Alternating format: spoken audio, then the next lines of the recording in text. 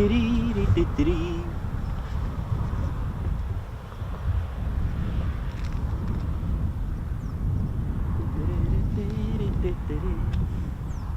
Ted. Feels like I've been on holiday, Ted. Man, been here for a good week. Very good morning, ladies, gents, and teddy bears. How we doing? Hope you're all good. Welcome to the Ted Coningsby channel. We're live at Ted HQ for a short day today. Just to give you a heads up. Oh, that's no good. Just a bit windy up here, isn't it, Ted? Careful on that beret, mate. Dear.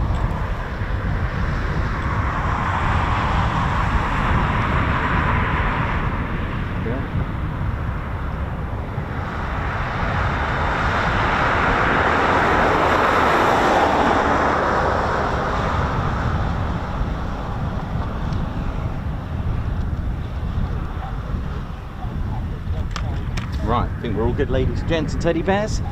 Welcome to the Ted Coningsby channel. We've got a red arrow coming in to start the show rather than a Typhoon. Let's see if we get that. Red 11 has called out a low approach for Coningsby's runway 25. Good start, wasn't it? Let's have a look.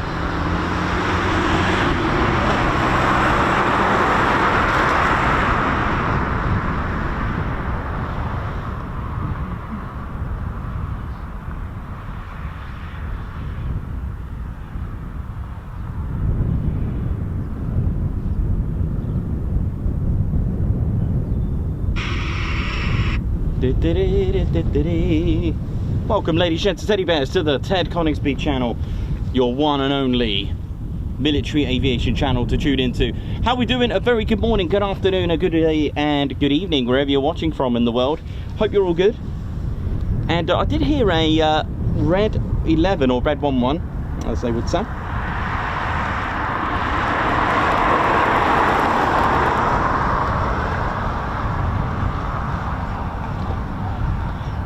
It's a lovely, lovely sunny day here at Ted's home, Ted HQ.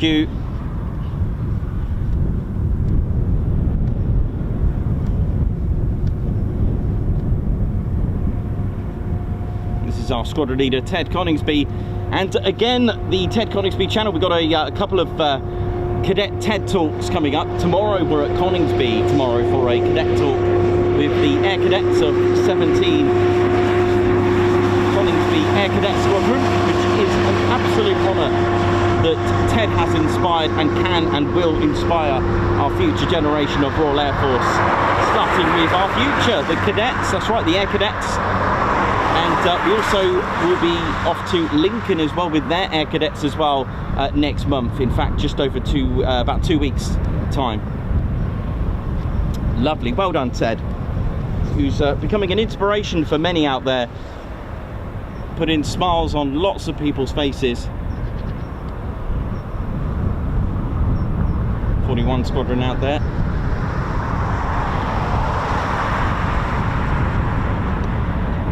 Just going to check the, yeah. So there's our startups from 41 Squadron.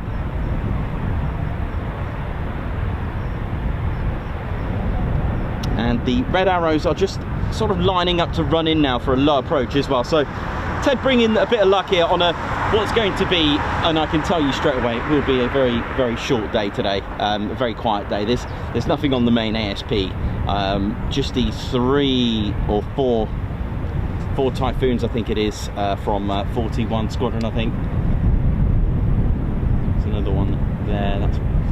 It's about 4 Typhoons. So that just gives you an idea of what we could expect today. So it will be a very quiet day. We'll finish around sort of just after lunch, maybe 12, 1 o'clock, when one of these will come back. We'll judge that. All right.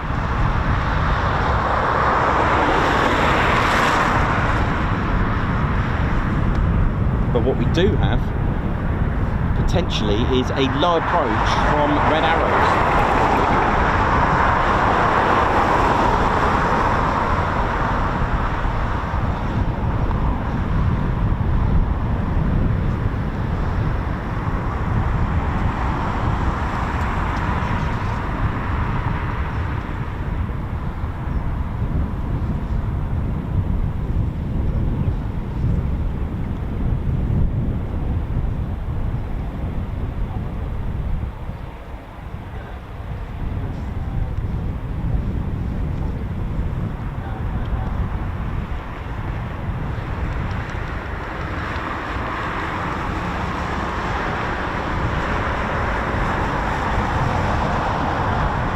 Sharon Pilkington, how you doing? Extinct Airplane, how you doing? Bex, Elsie, Davey, Paul Fairclough, Chris Bloxham, Argan, how are we all feeling? Hope we're all good. Jan Clark, hope we're all good. Barbara, how you doing? Hope you're well. Andrew C, Fritz.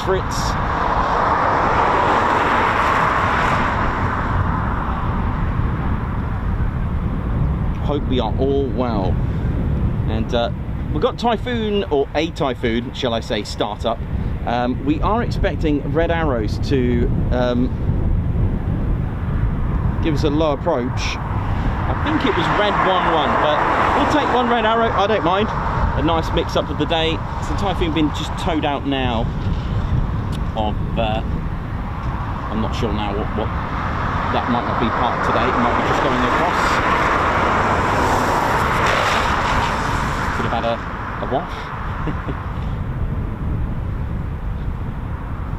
Welcome to RAF Coningsby, ladies, gents and teddy bears. Home of the Typhoon and the BBMF as well, ladies, gents and teddy bears. Coningsby's been home to the Battle of Britain Memorial flight since 1976. Interestingly, pre-1973, it was actually called the Battle of Britain flight, and it only got the name Battle of Britain Memorial, only had the title Memorial with the entry to the inventory of the Battle of Britain flight at the time due to the Lancaster. I didn't know that. That was the reason behind giving it the Memorial, because in their inventory they had the Hurricane and the Spitfires. And the other thing I learned about, I was doing a lot of learning over the weekend for you. Lots of learning while I had that extra day off. I was learning about the Lancaster and the Halifax actually. It has almost it almost has a Spitfire Hurricane rivalry, those two. Although it's deemed that the Lancaster was the more, it was the most successful heavy bomber with the development of Handley Page. It sounded like originally Handley Page wanted the Bristol Olympus, Olympus engine. But he did finally get those in his Mark III. And I was learning as well that originally the Lancasters, when they're going out on their night bombing missions, because let's not forget, the original plan was to just send them out into daylight. What I found out that the exhausts that are on the engines actually gave away their position because of the flames coming out at night. So at night they were finding they were having a lot of losses, and I was seeing it from I was reading things from a German fighter point of view, that it was very easy to locate a bomber because of the flames coming out of the engines.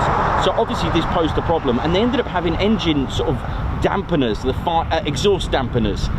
This was something that I didn't know happened. So although the Lancaster engines, you can see the lovely exhausts on the engines, and again, speaking of the engines, I found out that they're all different and interchangeable with the Hurricane. I had no idea about this. So interesting. So I think next year, as we start to come up with the 2025 display season, I should be able to give you some very, very interesting facts about the Lancaster.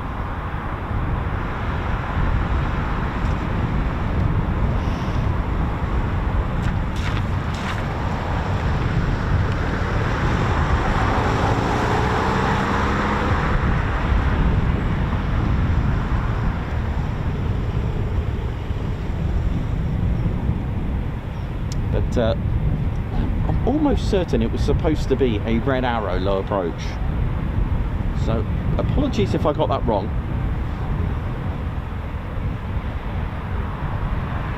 but we'll see. Maybe they're just waiting for the traffic to pass through. How are we doing? My name's Nikos, I'm your cameraman and commentator. Welcome to the Ted Coningsby channel.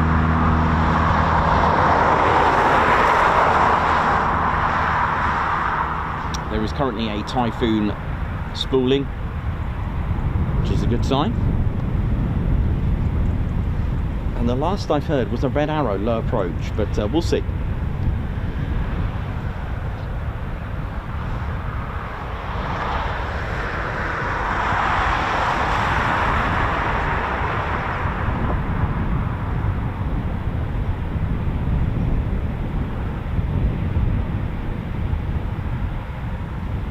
Julie Beard, how you doing?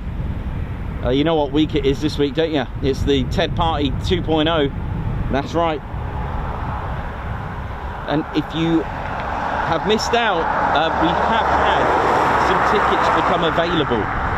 Do get in contact. They are £20 each. We've got about 7, I think. There's a few on Discord that through cancellations, so you can do a bit of a trade with them on our Discord server, or just get in contact with me via the Facebook or social media or email if you are interested. It's £20, and of course there's a buffet, there's auctions and raffles, and of course our latest 2025 range. Many eagle-eyed may have seen a new bit of merchandise on our online store last night, and it's a minor change. That's why I thought, you know what, let's get one out there. Our famous best-selling t-shirt, our Top Ted t-shirt, just a little change. I thought it's such a heritage t-shirt that now, with the legacy t-shirt of the Ted Coningsby channel, that we've decided to have a Typhoon on there. So a bit like the white one, but it's only available in navy. You'll see it. It's the new Top Ted t-shirt. Just a little tiny little tweak. Sometimes less is more, and it now features a Typhoon on there due to popular demand, eh? But so I just thought, Top Ted HQ, let's ride. So we've got another Typhoon that's just been pulled out. Don't forget to hit the like button, ladies, gents, and teddy bears. Let's ride. Hit the like. You know how it is. That will hopefully give us a good boost from YouTube. Hitting that like button. Of course, a busy chat room as well. That helps. Hitting the like button can have advantages. YouTube might think, oh, this is a happening stream, let's recommend it. It can do. And if we do get recommended, it's more exposure. More exposure could lead to more viewers. Oh, yeah. And hopefully those viewers can convert and come and join us. Come and join the Ted Coningsby channel, Climbing High.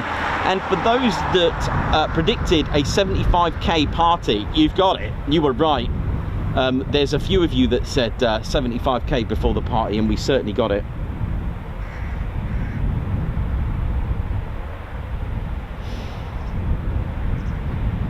Right, looks like, I'm hoping it is red 11, red 11. It's got here, red 11. It's the call sign. There are 2 red arrows, and I'm hoping they're coming in for a low approach, which would be nice.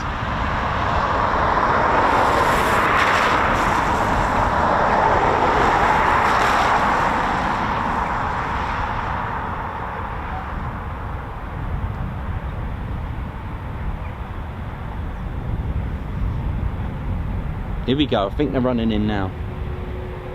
It's a nice surprise, isn't it? Red arrows coming to see Ted. Interestingly, Waddington was my alternative for today, but I couldn't do it tomorrow because I've got to come back and come again. And Waddington's a bit closer, only by a few minutes, but every minute counts when you're on the road, eh?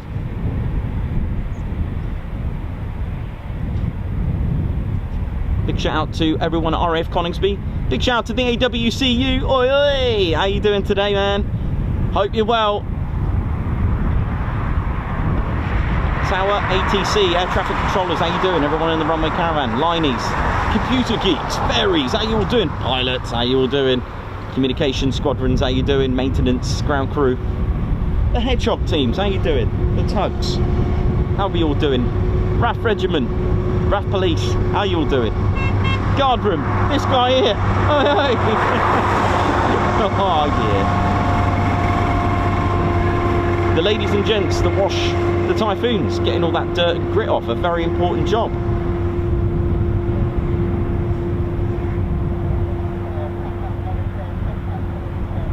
The chefs, the army that's here as well, sort things out in the guard room.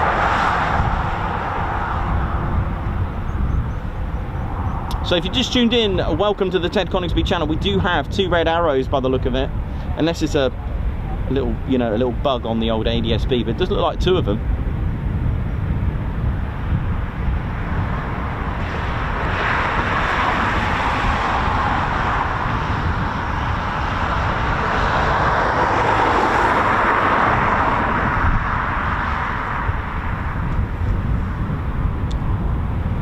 I'll just get ready for these red arrows that are they're sort of aiming this way. They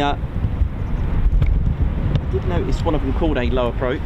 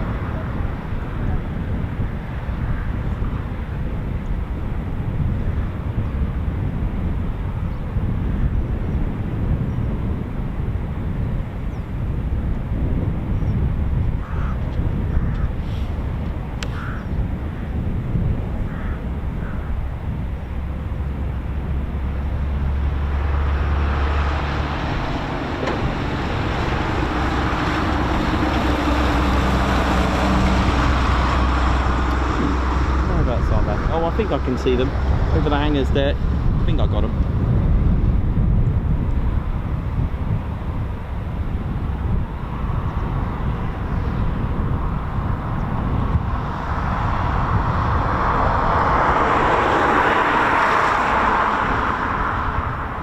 I thought I'd seen them.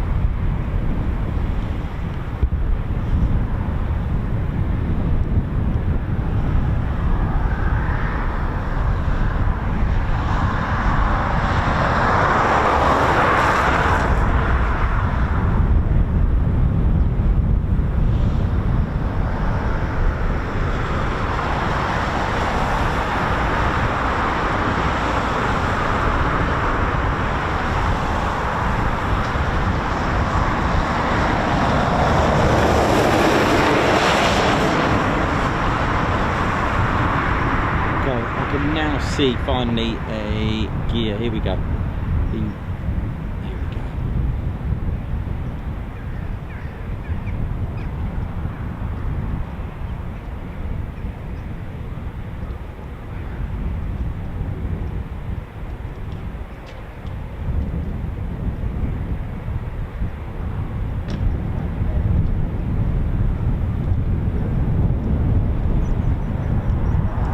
Just the one. It looks like just the one, doesn't it?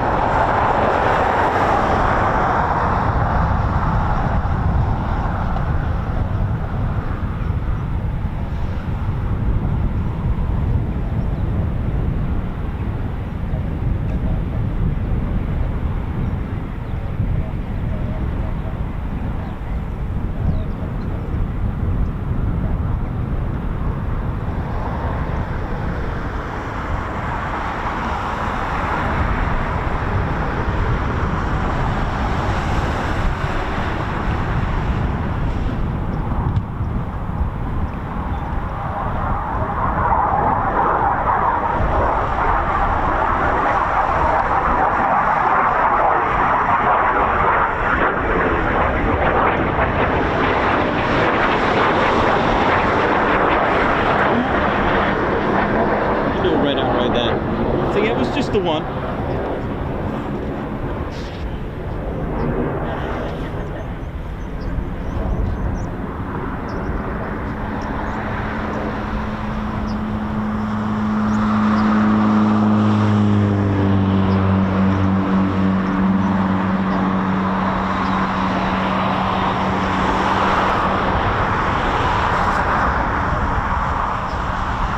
The Red Arrows are not based too far away at RAF Waddington.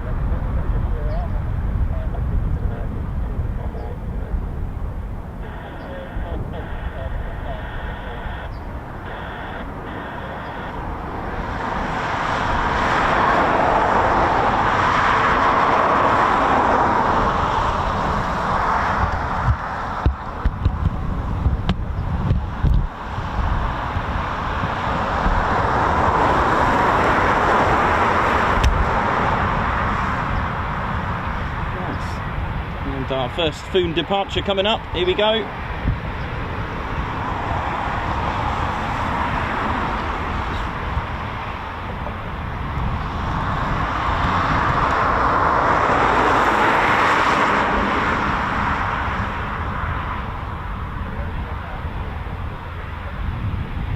Oh, hang on.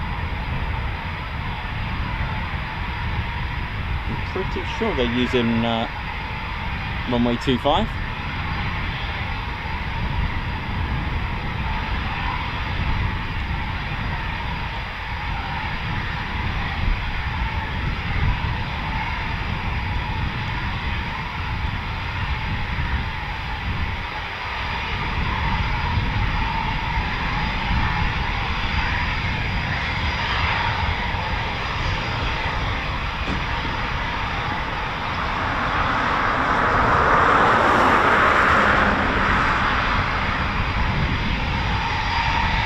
Okay, photo opportunity. Nice.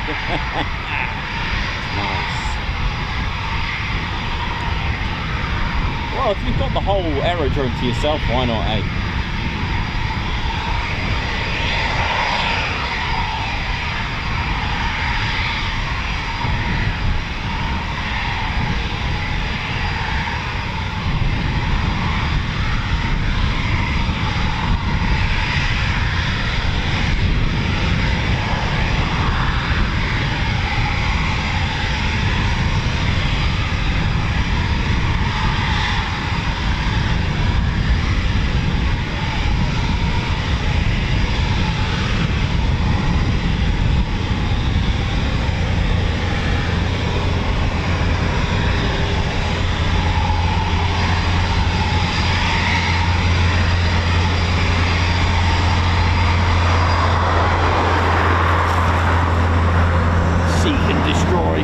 Squadron. They're a test and evaluation squadron, ladies and teddy bears. They will test out the latest and greatest equipment and have a good time with it and evaluate it and report back.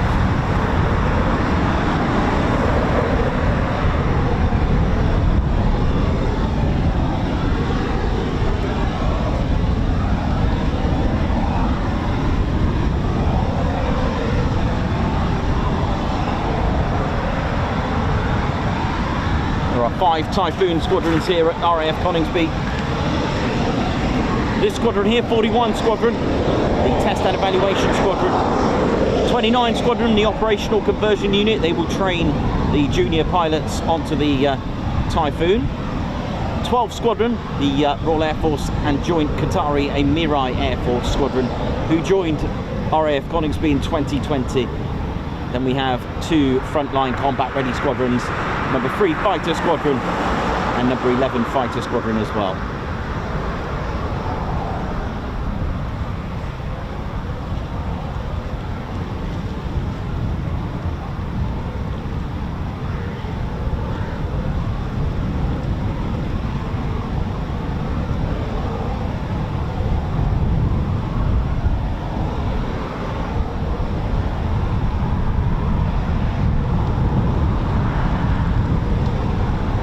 Seek and destroy. Here we go. Their legendary Spitfire heritage as well lives on. They would have had Echo Bravo on their markings, ladies, gents and teddy bears. The Spitfires weren't based here, but this is a 41 Squadron Spitfire with the markings Echo Bravo, as you can see here. A beautiful, beautiful heritage, especially at Catterick. Seek and destroy. They've had an excellent legacy through their time, and they're still going.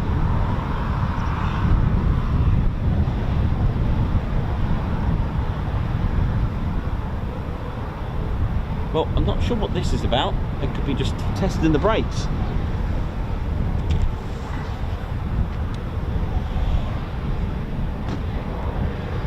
Never mind. On a quiet day, this is at least we get to see the Typhoon for a bit longer. I reckon this is some sort of test on the brakes or something, on the gear maybe, the rudder.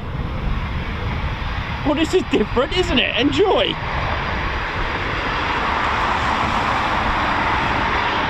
Typhoon powered by two Rolls-Royce EJ200 engines, producing 20,000 pounds of thrust each. It's a total of 40,000 pounds of thrust on an aircraft, on an airframe that weighs very little, giving the Typhoon a very healthy, even with full payload and full fuel, an excellent thrust to weight ratio. It's one of few aircraft with that in mind, with full fuel, that it can accelerate vertically into a climb on its departure.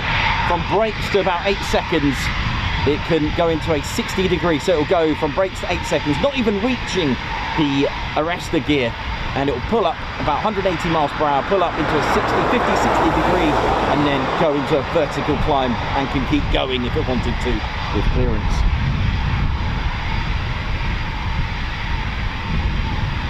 And that's all down to what it's made out of as well.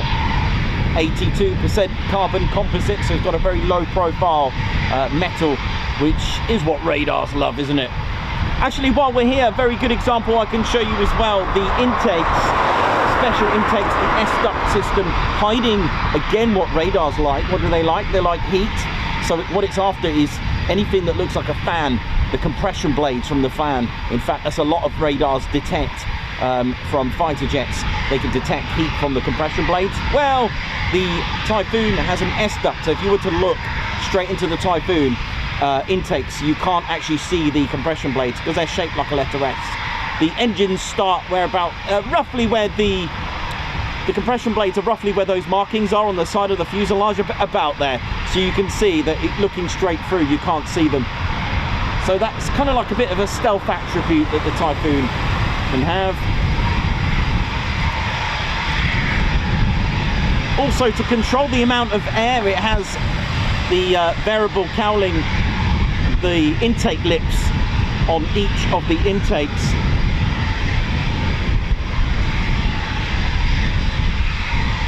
To control the amount of air, because obviously you don't want a lot of air.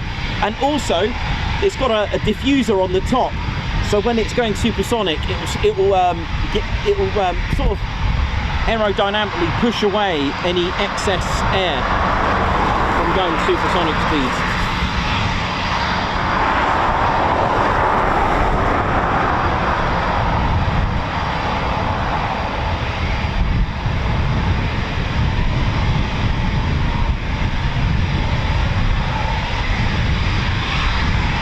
Oh, look at this!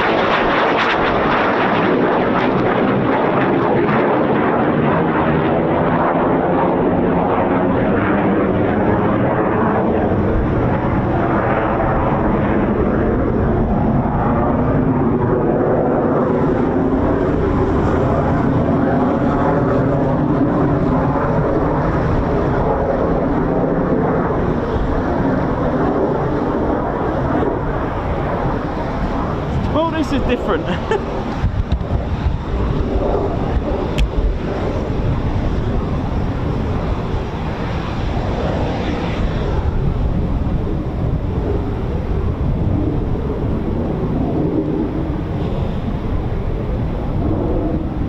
one of the newer airframes, shall we say. It's a tranche free due to the a little bump on either side of the rear of the fuselage. I don't know if you can see that. You can see the strobe on the spine. Just literally, what, to its... Well, here we go, that's not good. So you can... Oh, okay. Just to the left on the fuselage, on the top part, there's two either side. It was to add conformal fuel tanks in the future, which that will distinguish you from a tranche 1, 2 and 3. It's one of many ways to identify. This looks like it's having a full-on test. I love this. Look at that, testing out the 4 planes as well. The Typhoon having the Delta Wing 4-plane configuration. It's giving us a right show, isn't it?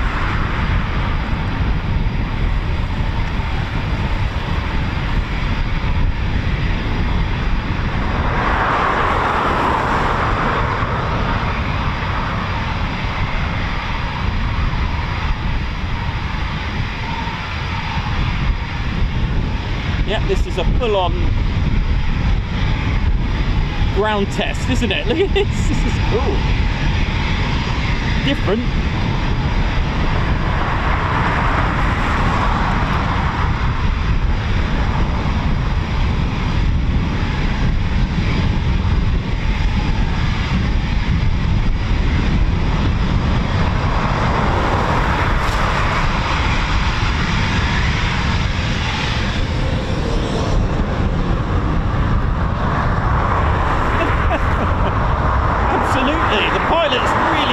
TCS here.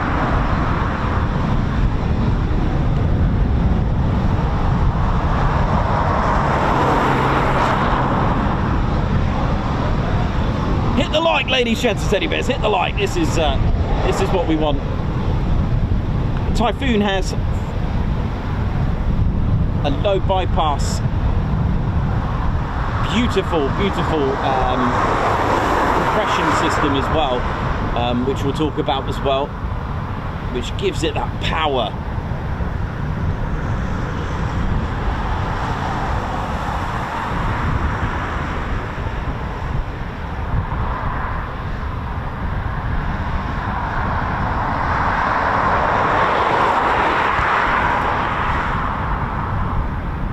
Yeah, so it's the Rolls-Royce EJ 200 engines. Absolutely stunning. Really is incredible.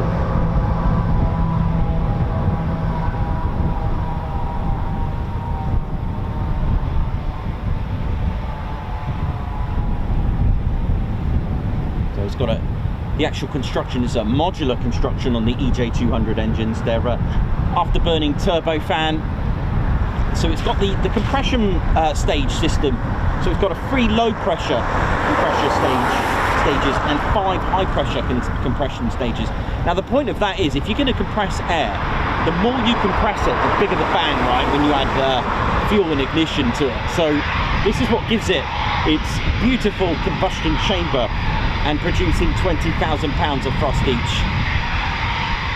So again, the intakes there, you can see the variable lips on each of those intakes, and of course the almost like a scoop just above the intakes there, a diffuser to push away the supersonic air that it doesn't need, excess air.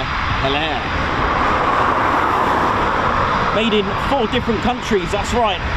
Left wing Italy, right wing Spain, the main fuselage in Germany, and then you've got Leonardo, BAE Systems, Rolls-Royce of course, and then Britain software. Now inside the radome, ladies and teddy bears, that is what I'm talking about. It's in there that happens, because the Typhoon, it's ECR developed from Marconi. Inside there can actually lock onto and pick up fighter jets from over 160 kilometers away, and that's all inside that radome. And it can also lock onto larger aircraft 300 kilometers away. That's amazing. Can actually lock onto 20 to 30 targets and prioritizing 6 of those.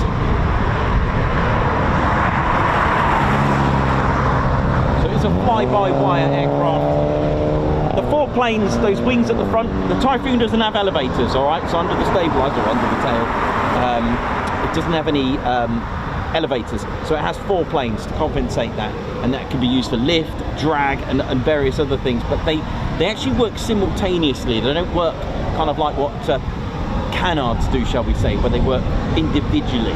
And the good thing about the Typhoon having that working simultaneously, it's also part of its defense to start corkscrewing in spin, so it'll spin nicely and it'll start to corkscrew. This is actually part of its defense, because at the end of the day, what's the point in going in a straight line if you're just spinning? So it starts to corkscrew to make it a very harder target to detect, or lock onto, shall we say.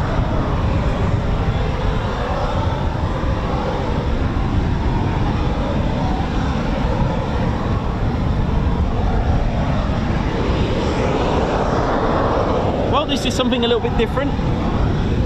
Looks like a landing gear brake test and wheels test, rudder, 4-plane test, bit of everything. Not had this on the show before.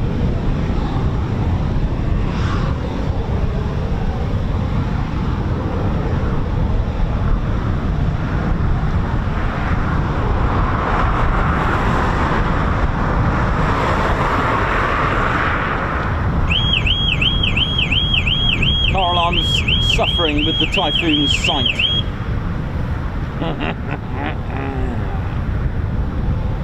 Yeah, so tranche 1 and 2, they don't have that little bump. It's basically for the conformal fuel tanks in the future. I think the F-16s have this added, and of course the F-15 Strike Eagle has its hugging CFTs, so conformal fuel tanks as well, which you can just about see hugging the outside of the air intakes and further down the fuselage. Would have been interesting to see that on the Typhoon, but it's there as an option.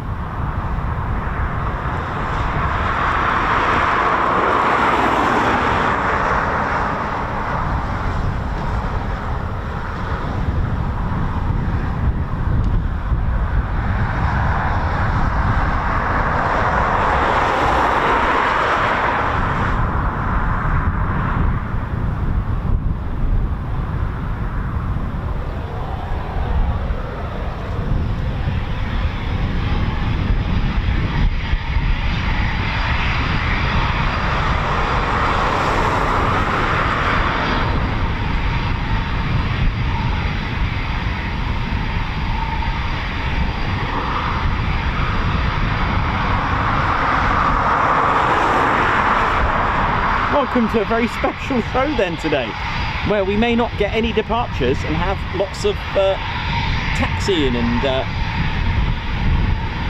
this is, well, they are a test and evaluation squadron after all, so whether it's had any upgrades or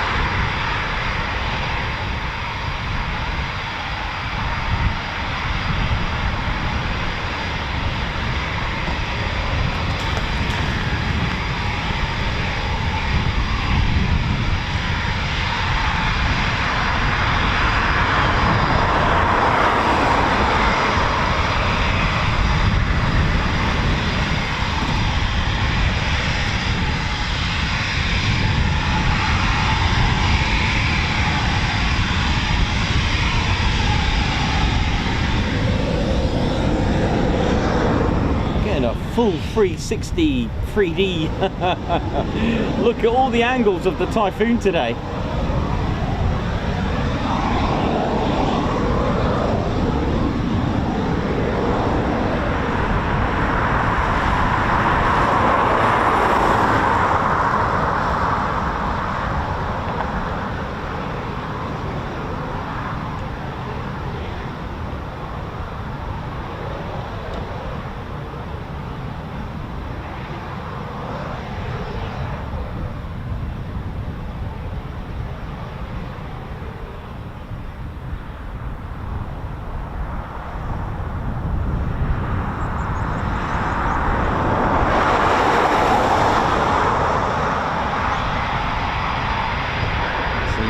planes pushing down.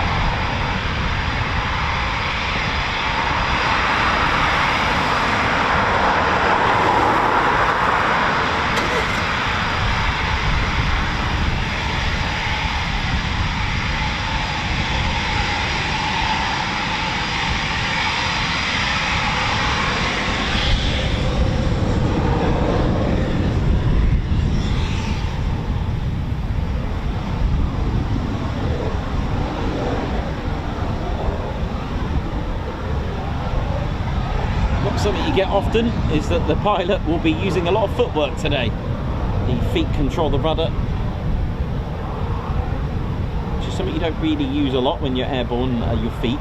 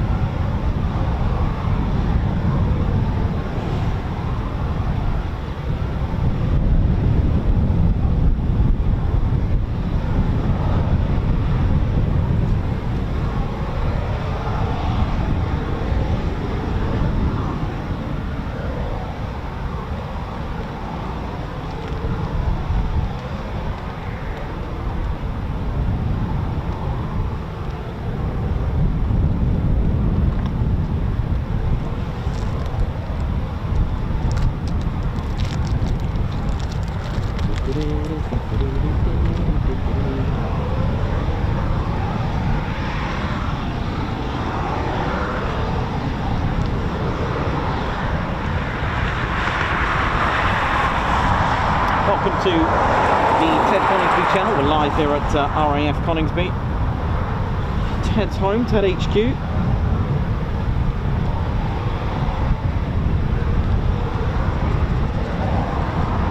And we've been treated to a bit of a ground test, shall we say. Tested the gear, the brakes, 4 planes on the ground. And we've been treated to a red arrow, 2 low approaches this morning. It's not going to be a very busy day. We know that. We can see that there's nothing really out. In fact, there's nothing on the main ASP. Oh, actually, there is one now. There's 1 aircraft on the main ASP. And a startup. Listen to this. There we go. But this is very different. I've not seen this before.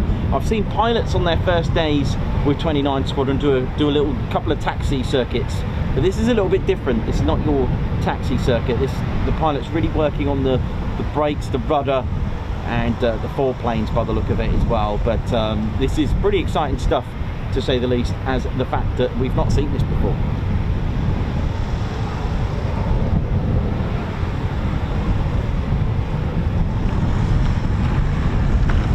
Those in the UK and everywhere else in the world that was hit by the storms over the weekend, I hope you're all safe and well. I hope no damage has been done.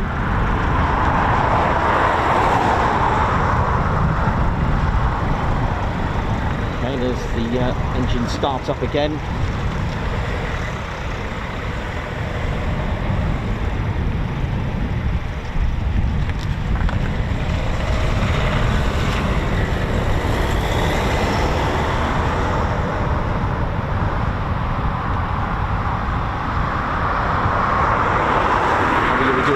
Steady Bears, thanks for tuning in. Gucci Man, Susan R. Perry, how you doing? Claire Bears on the case as well. Davey, Blocks, Righty, Alex Biggs, Katie Webber. I've got Michael Woodringe as well, Trevor Smith, Hagen and Cox. How's it all going? Synchro Tones, hope you're well. Dave Patch Hodges, oi oi. David Briggs, Alan Burden, how's it all going? So yeah, full on workout here, which is all good. Muriel Hudson, oi oi, hope you're good. Muriel, don't worry, darling. We totally understand. Hope you're well. Yeah, Sturfer, how you doing? Eric, Mark Dudley, how you doing as well? Hope we're all good and well.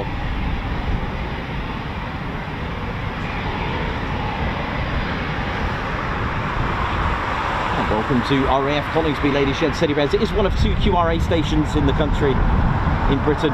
We have one here, Coningsby. This is QRA 2 South, and we have QRA station number 1 North, and that's at RAF Lottie now.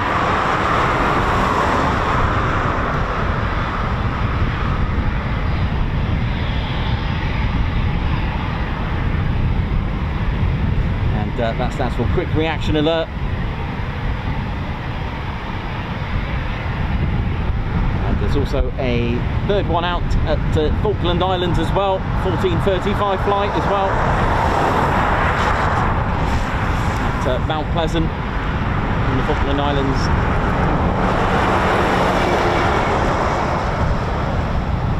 Thank you everyone that's tuned in.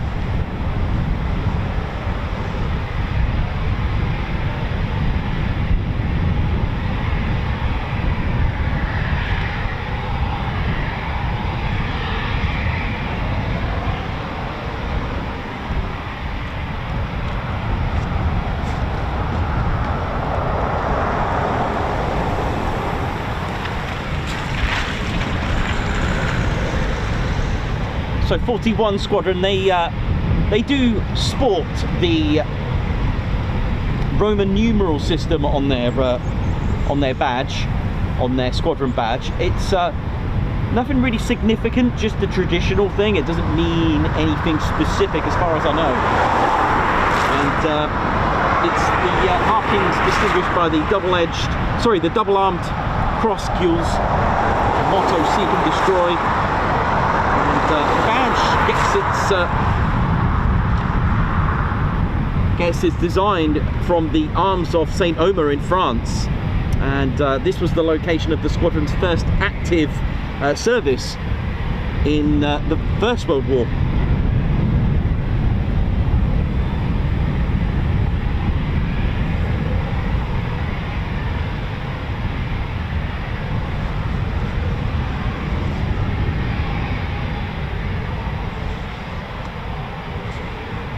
Their squadron markings during the Second World War would have been Echo Bravo, as we showed you on the Spitfire.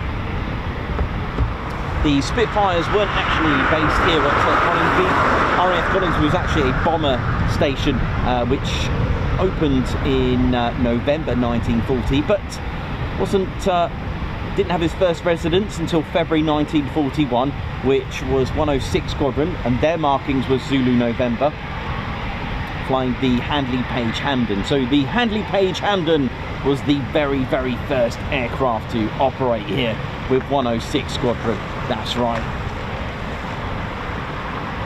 One of the last few designs and the last few of the twin engine bombers, which I'll show you the very first aircraft that was operating here. There was another twin engine bomber that was here. It was part of number 5 Group RAF Coningsby.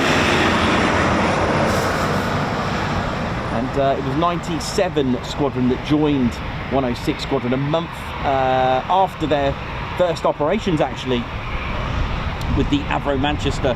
Now, 97 Squadron formed at RAF Waddington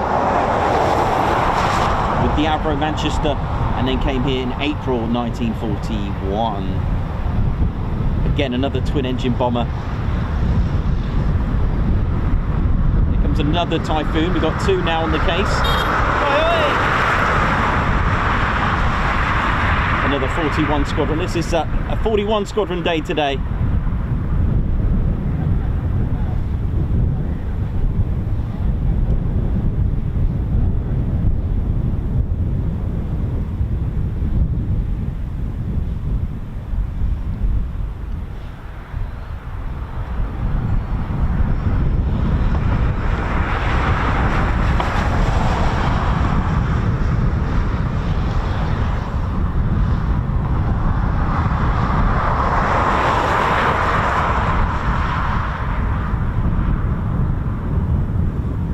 that's interesting. I didn't expect that to go out. Fair play. Just goes to show how very little fuel. We do get asked this. The Typhoon, or any fighter aircraft, in fact most aircraft, use very, very little fuel when they're just on idle, just taxiing around. Very, very, pretty much insignificant amount of fuel. It's only when you start whacking that throttle. Typhoon has a hands-on throttle and stick system. Pretty much most fighter jets have that. The HOTAS. I've had on one of them before. Not actually flying, of course. Imagine me flying in a Typhoon. Goodness me. Well, never say never. Although I've got a long way to go if I'm going to go down that route.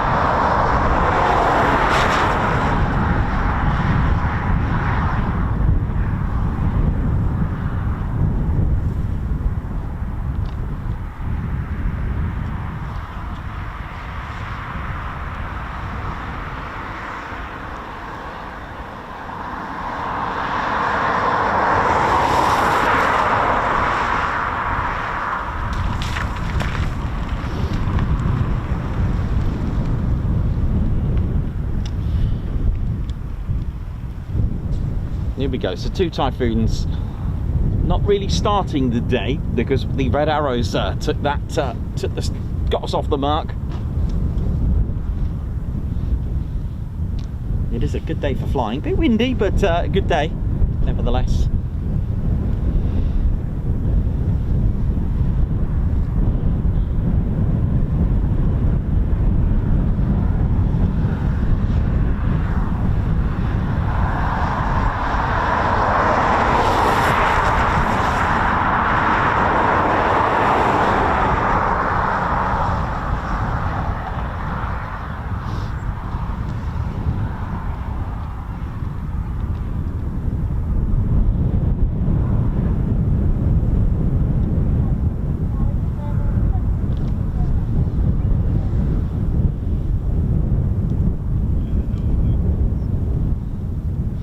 Here we go, our first Typhoon departure is coming up.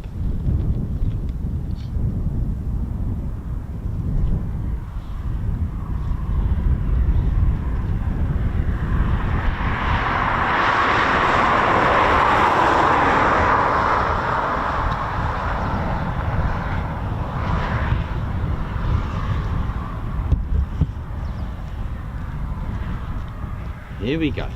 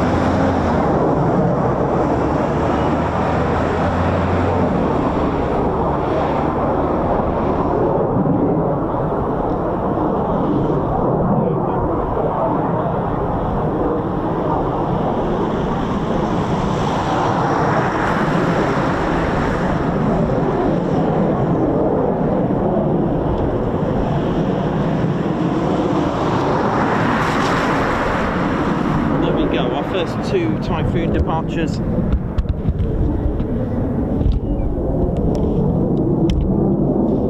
Not bad, is it? Not bad morning. Like I said, it's not going to be a busy day. You can just see, look, there's nothing out really. But nevertheless, we've got here now.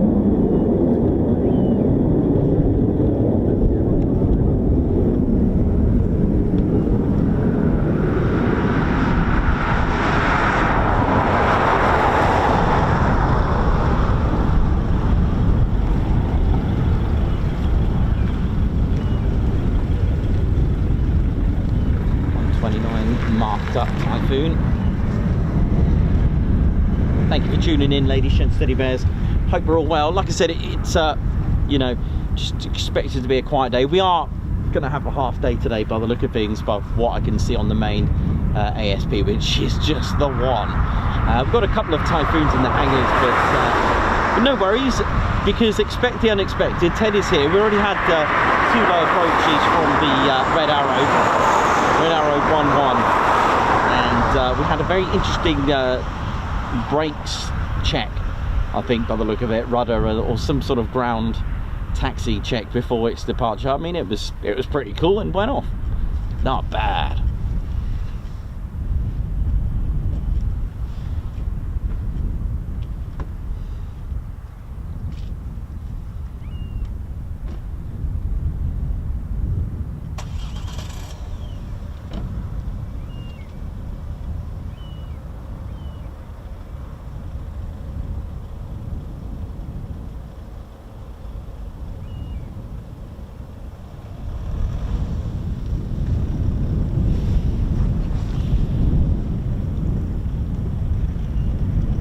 But usually when you get a quiet day as well, it's a good time for any practice diversions, hence the Red Arrows that were there, that were here today. So that's good. So do expect any sort of low approaches from different planes, so that'd be quite cool. Or helicopters as well.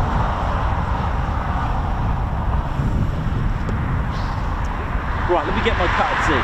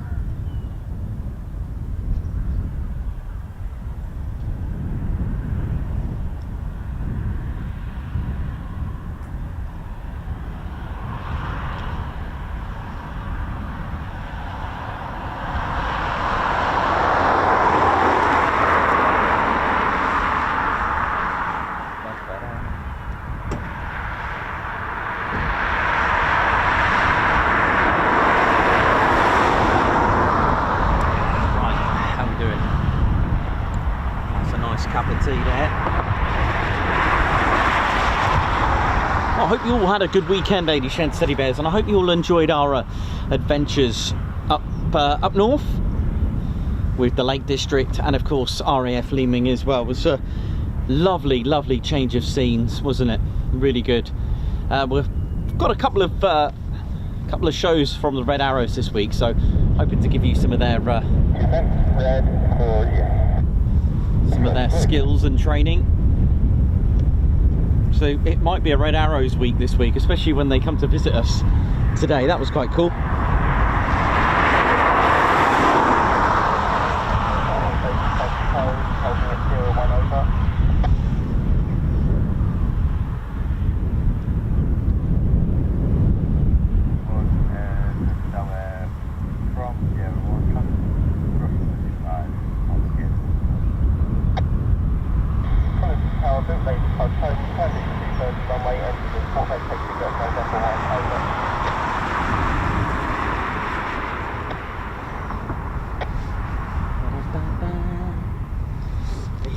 Always keep warm this time of year as well, but we are treated to a bit of sunshine as well, which is always good.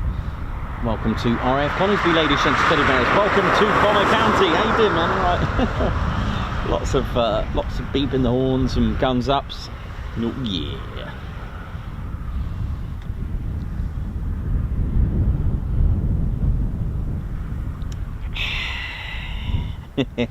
And like I said, you know what week it is this week. The focus is the weekend, Sunday coming up. It's the TED Party 2.0, and a week to, you know, just to run up to that.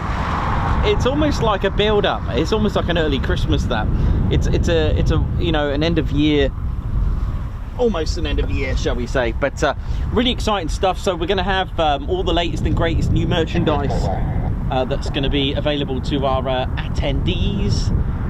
Some really good stuff, and there will be some more merch throughout next year as well, so keep an eye out.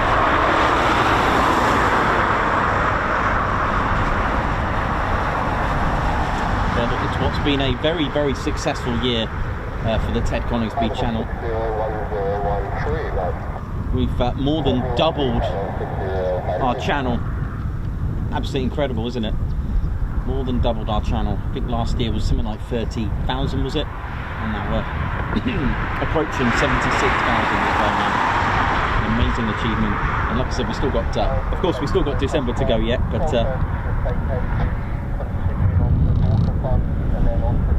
sorry, excuse me.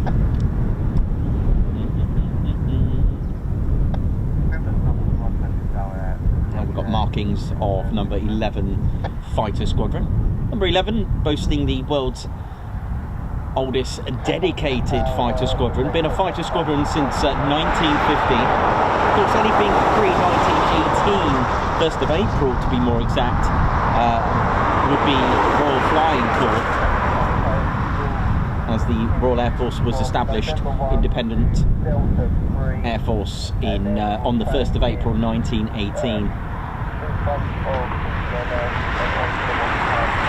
Now again, as we've mentioned, a few people have mentioned it in our comments, you know, how do you identify squadrons? Well, the thing is, traditionally it was with markings, but the thing is, this can be used by any of the other squadron, for example. And this is all because some Typhoons are put into pools where other squadrons can use them.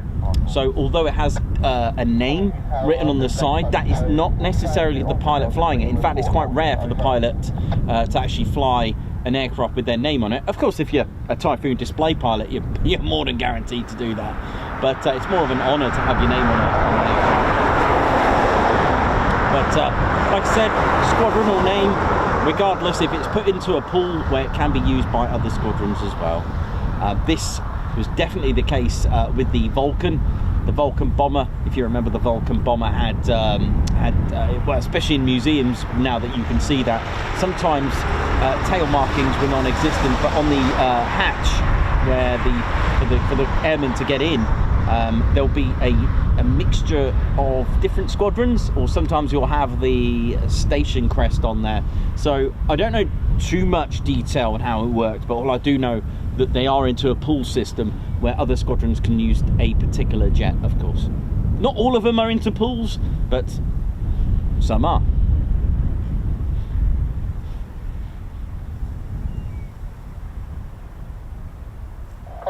Tower, bootlace tow +1, holding at Delta 3, over.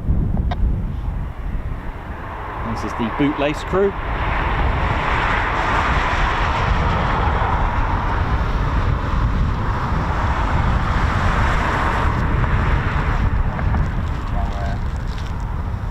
I think we got Hedgehog, I think Hedgehog are 3 squadron and Bootlace are 11. They're the ones that pull the, they're the tugs. I think, by the way, I'm working this out slowly but surely. And we'll report when vacated, over. Kind of makes sense with the markings.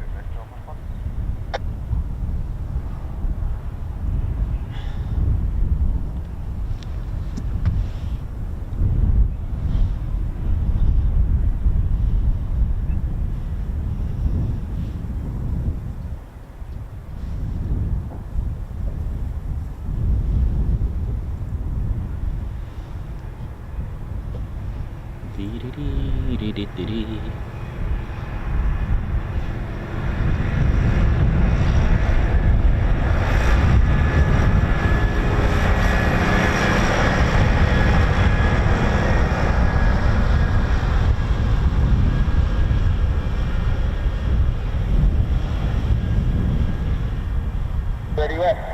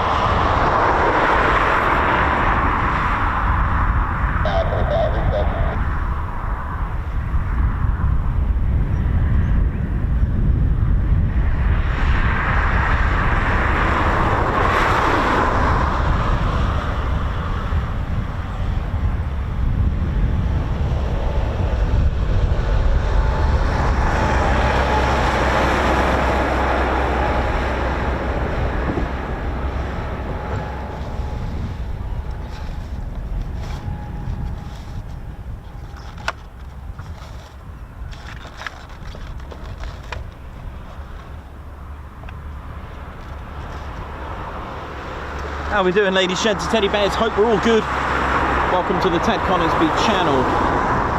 And it's always a pleasure to be at Ted's home. Pretty much this is his home where he was founded. And it's always a nice place to come here. Even regardless if it's going to be a quiet day or not, I just love coming here because it has a lot of meaning to and a meaning for the channel. It's where Ted gets his name from. And ladies, gents, teddy bears, welcome to the Ted Coningsby channel. Oh, look at this. This looks good, doesn't it? Maybe not. We don't know. But welcome to Bomber County as well. Let's not forget that. And you know, at the end of the day, a number of bomber command stations were built around this, built around the country. And the thing is, this Lincolnshire got its name because of the amount of bomber stations. So when you hear Bomber County, it's because of the amount of actual bomber stations, and Coningsby was one of them. We've got Dunholm Lodge, we've got Woodhall Spa, Spilsby, East Kirkby, and Metheringham, and it goes on and on. There's so many. But the thing is, after researching a lot of the aircraft over the weekend, bombers, it was brought to my attention. I was looking at the Halifax, and it's very similar to the Lancaster, although it did have a bit of a reputation to being a bit unsuccessful. I think Bomber Harris really didn't like it because of the amount of losses, and you know, and I was learning about the actual exhaust flame dampeners that were added to aircraft, because that was one of the things I noticed that was spotted. Oh, thank you very much. 75.7k. Now, so yeah, I mean, oh, hello, what happened there? It's a bit windy, isn't it? I better hang on to it. Oh, God. Right, hang on, the wind's just getting the better of me, hang on.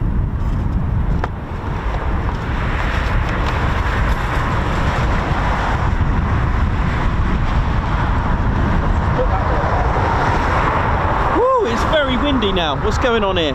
Right, yeah, so yeah, I was learning a lot about the Lancaster and the Halifax, and the cool thing is, I think by next year I should be able to give you a lot of good stuff. But when you think of a bomber, what do you think of? Oh, I know what that is. Sorry, it's just me having a moment. Hang on. It's all right. It's not that bad. Yeah. So when you think of a bomber, I mean, I for one would always think of the Lancaster. But the thing is, there were so many bombers during the time, and you know, we do. But if you can, you know, what's the first bomber you can think of during World War II? I mean, you know, but there were so many. Like, I'm holding a Hampden right now. But there were loads, you know. I mean, if you look at the United States Army Air Force, you've got the B-17s, you've got the B-24 Liberators, you've got the B-26 Marauder, the Hampden, you've got Blenheim, Battle, the Wellesley, Wellington, Whitley, Manchester, Stirling, and the Halifax, of course, as well. But Bomber Command actually had several through their time.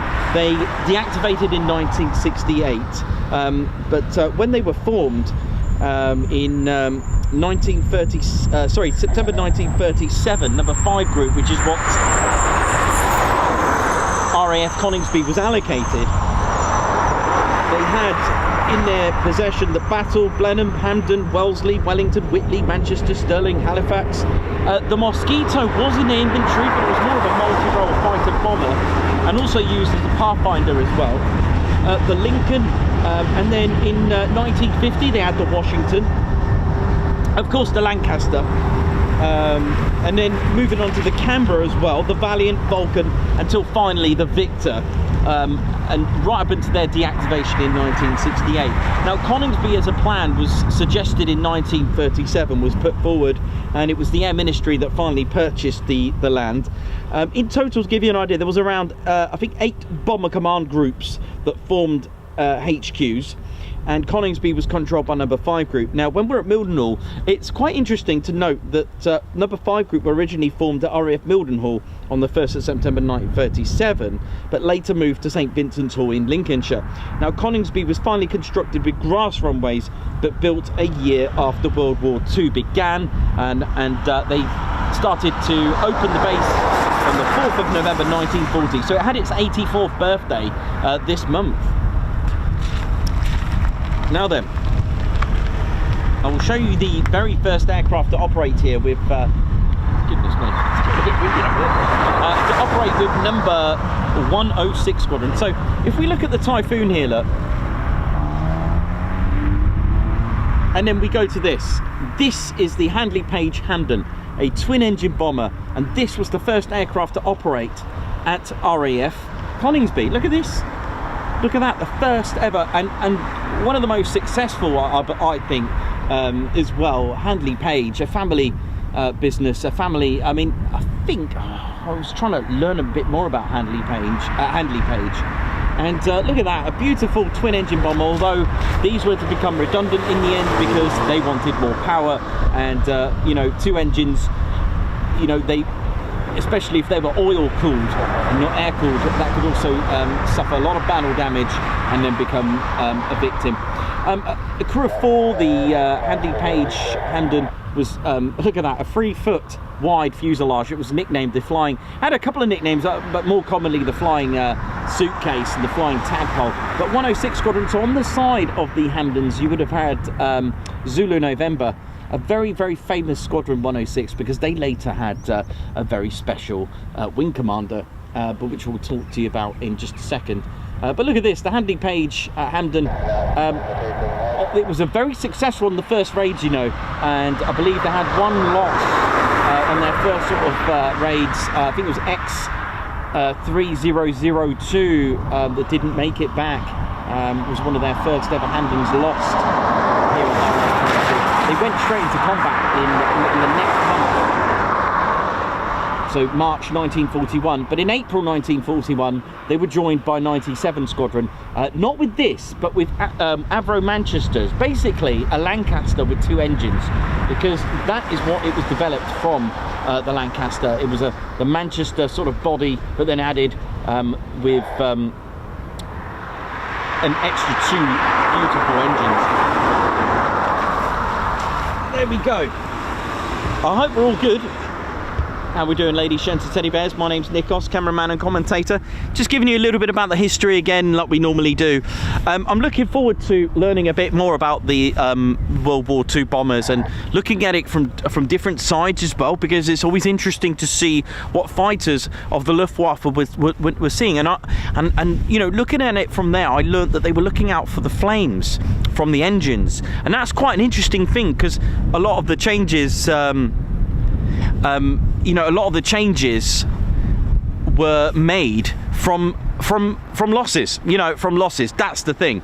And like we mentioned, that I'm researching a lot of the you know, a lot of the modifications, and it was all because I stumbled across the Halifax, because it was quite interesting. And then I found out from Leeming that the Halifax was used by a lot of the Royal Canadian Air Force as well. So very, very interesting. But it had a mixed reputation, you know, with well, certainly with Bomber Harris. But a very, very interesting history. So yeah, it's amazing to go into detail with the history about every base, and then you kind of like lead on to other things. So I was reading about PA474, which is the serial number to our Lancaster here with the Battle of Britain Memorial flight, and you know, it's interesting, and it said about the exhaust covers to put on, because that was one of the things that the Luftwaffe were finding. So for those that know, the daylight bombings changed because of the amount of losses. In fact, the Royal Air Force lost over 50% of their aircraft. 50% from doing the night raids. So basically another couple of months like that, then we wouldn't have had a Royal Air Force. So they changed it and they switched to nighttime bombing. But the thing is, then they encountered another problem: the flames from the engines. So they then modified and had these special like dampeners, shall we say, or covers, mufflers. Don't know what the right word is, but it was exhaust covers to actually dampen the flames. Because I was then reading a book about the Luftwaffe, about what they were looking for. So again, we mentioned about the moonlight. They were looking for the flames from the engines, and they literally said we would just aim in between the two flames, because that's engine 1 and 2, for example. So again, they'd realised that they didn't have the dampeners, because daylight missions couldn't really see the flames in daylight. Didn't really occur. So again, it's amazing how you go into history and find out other stuff as well. Really, really amazing. And the transformation. And I did find out that Handley Page finally got his, because he really wanted the Olympus engine, the Bristol Olympus engines in the Halifax, because again it was air cooled. Air cooled would be able to suffer a bit more damage into the engine, of course, if it gets into a vital component, but air cooled was a lot more reliable as opposed to battle damage. And then I was learning about the Lancaster having a higher altitude, ceiling height. And so yeah, it was really interesting to find out about the two, because they do, at first, if you're not too familiar, they do look quite similar. Then you kind of notice the differences. But anyway, so April 1941, then 97 came here with their Avro Manchesters as well, and they both squadrons 106 and 97 engaged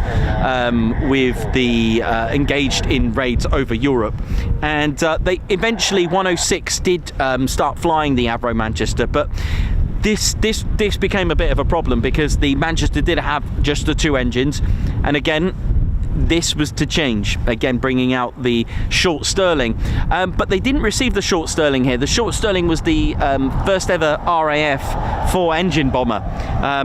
The Lancaster came out, I think they started to develop it in 42, whereas the Stirling came out a little bit earlier, just before the Lancaster.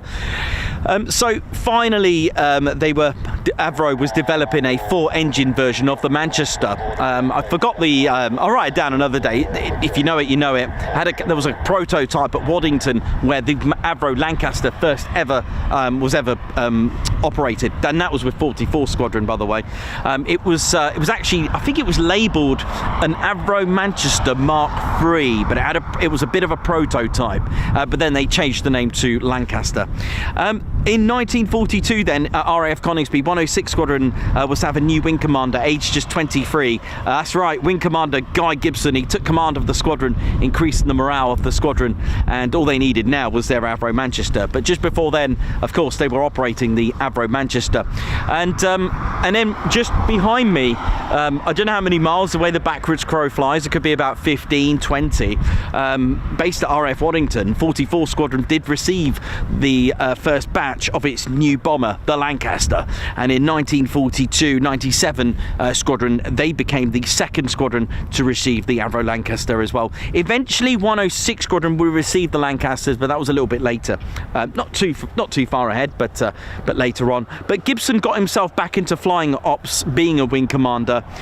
He took part in mine laying in the Baltics on the 22nd of April 1942. He carried out 3 more sorties in the Avro Manchester during the following 3 weeks. Now Gibson, he was a great commander and a pilot for the squadron, and he was highly recognised for his 18 night sorties that he did here at Coningsby, and 6 of those were consecutive raids as well. So the squadron was improved, the performance was certainly, it didn't go amiss. It was noticed by the Air Ministry and of course his own bomber command. So he would get a bit of his name here, and I think this is what led him to become very, very popular, and of course he became the commander of Squadron X at RAF Scampton, which was to be given a mission for the Dambusters raid. That's right, the Dambuster raid, and then they became the Dambusters, and then they were given the squadron number 617. I didn't know that. I actually had to find that out, because I thought Dambusters a nickname, but they were given that they were basically developed for that particular raid. So 30th of May 1942, aircraft at Coningsby took part in the 1,000 bomber raid. We've mentioned Bomber Harris. It was a bit of a statement, really, that raid. In fact, every base I go to took part in the 1,000 bomber raid. For those that don't know, the 1,000 bomber raid was literally getting 1,000 bombers. The only problem was that the RAF didn't have 1,000 bombers, really. They tried Coastal Command. That didn't work out with Bomber Harris, so he went on to OTUs, which we'll mention in a second. That's an operational training unit, exactly like OCU's, operational conversion unit. So that was to train your airmen on a particular aircraft, which is what happens today. So that's 41 Squadron there now. So yeah, so eventually though, so that raid went ahead in the end, but interestingly, from what I found out, is that, by the way, when you're in operational training unit or operational conversion unit, you obviously need to pass. And the raid wanted to go ahead very swiftly, but the problem was for Bomber Harris, some of the airmen, the pilots, weren't qualified yet. They didn't get their wings yet. But he said, if you're only a few weeks away, that'll do. Here's your wings, off you go.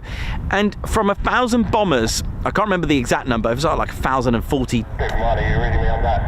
Something like that, 1,040, something like that. But there was a loss of 41 aircraft, I believe. And that was considered a success, okay, as a ratio.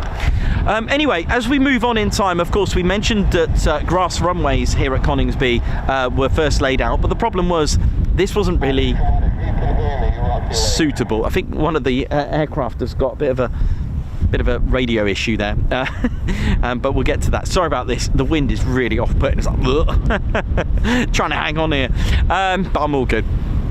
So yeah, as we mentioned, grass runways were laid out here, but the problem was with grass runways, if you're going to get Avro Lancasters, they're going to need heavier, they're going to need a concrete hardened runway. Grass runways weren't suitable, but to convert your runway, you would need to close your airbase. During the Second World War, you'll have to do this strategically. You couldn't just close all your airfields. So what they did was to actually close airfields one by one. Now, when they built the hardened runways with concrete, they actually made them into the letter A shape. It's called a Class A runway. It's like a triangular shape, which you can find if you have a look at Google Maps. You can see where the original runways were here on any of the airfields. In fact, runway 1, 2 and 30 is still in use today, and then there would have been another runway to make that triangle here. Now, the point of having 6 runways, shall we say, because that's the point, is to have 6 directions of travel. Now, aircraft are made to take off into the wind. Also, don't forget, crosswind is an an aircraft and a pilot's challenge. Actually, some pilots enjoy crosswinds. But you've got 6 directions of travel, and also with 6 directions of travel and 3 runway strips, should one get damaged, whether it be through a crash, whether it be for an incident or an attack, at least you've still got potentially 2 more runways to use as well. So you've got to look at it that way. But finally though, Coningsby's was next. It was chosen, and it closed eventually in September 1942. Now with the closure, the problem is what you're going to do with your squadrons during a world war. So 97 Squadron moved to Woodhall Spa, and RAF Coningsby's 106 Squadron moved to Syerston, and a year later it reopened, but the problem was there was a delay. It wasn't supposed to be that long, so 106 Squadron from Syerston moved to RAF Metheringham. Go and check out RAF Metheringham's Heritage Centre, their airfield Heritage Centre. It's amazing because it's got the Zulu November, it's got bits of Guy Gibson, Wing Commander Guy Gibson, absolutely amazing. But eventually when it was finally opened, it was actually 617 Squadron, the Dambusters, that came here.